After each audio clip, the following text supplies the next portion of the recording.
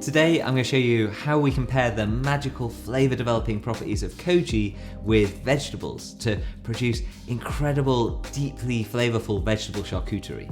We'll take vegetables through the various steps of cooking, smoking, curing, inoculating and drying, similar to the traditional steps for charcuterie, but just tweaked to apply to vegetables. And I'm happy calling this charcuterie because while I don't throw around terms like that lightly for plant-based versions of things, I think this is true enough to the traditional steps and techniques that really charcuterie is the best description for this. The key to this process I'm going to show you today is the inoculation with Koji, and if you aren't familiar with Koji, then I have a whole video just about what that is and how to make it, but essentially it's a fungus called Aspergillus oryzae.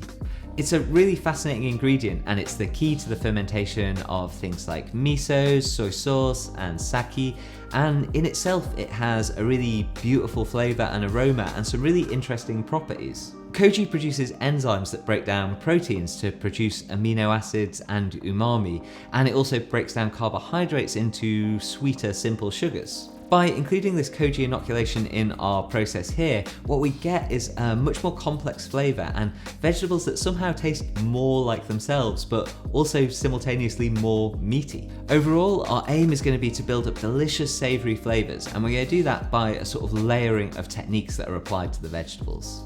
What we want ultimately is something intensely flavoured, where you only really need a little bit for a big flavour impact. So let me take you through the process, and then you can apply this process to various different vegetables and even fruits.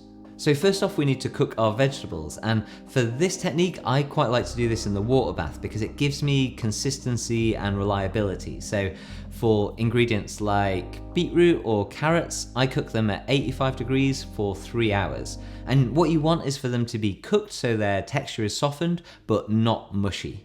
So next we're going to smoke our vegetables, and here I'm doing that with oak using the smoking gun, but I've also done it with things like burning dried elderflower or pine, and so this is another step in the process where you can be quite creative with your flavours. So next we're going to add a salt cure to our vegetables, and I make a cure that's a mixture of salt, juniper and black pepper, and that's blended together to form a powder. Then I'll weigh my vegetables and add 2.85% of their weight of my prepared cure. I vacuum seal my vegetables with this cure and then let them sit and cure in the fridge for between 2 and 5 days.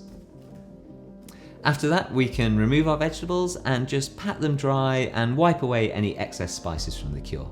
And now we're ready to inoculate the cured vegetables with Koji. So to do this, I take 2 grams of Koji spores and mix that in with 30 grams of rice flour, and then I'll place that into a shaker. Then I'll dust my vegetables with this, and then they're ready to be incubated. So next, to inoculate and culture our vegetables, we need to place them into quite a specific environment. So what they need is 30 degrees heat and about 90% relative humidity. So if you watch my video on how to make Koji, I show you how to make an incubation chamber that will allow you to do this. It's essentially just an insulated box fitted with a heating mat and a humidifier and a controller for each of those. I incubate the vegetables for about 36 hours, after which time you should have this fine layer of white Koji growing on the outside of them. It's pretty magical how rapidly this happens and how it transforms the flavour of the vegetables. Next, we want to dry our vegetables, both to preserve them and to intensify their flavour. So I log their weight and then place them in the dehydrator and delicately dry them until they've lost about half their weight in moisture.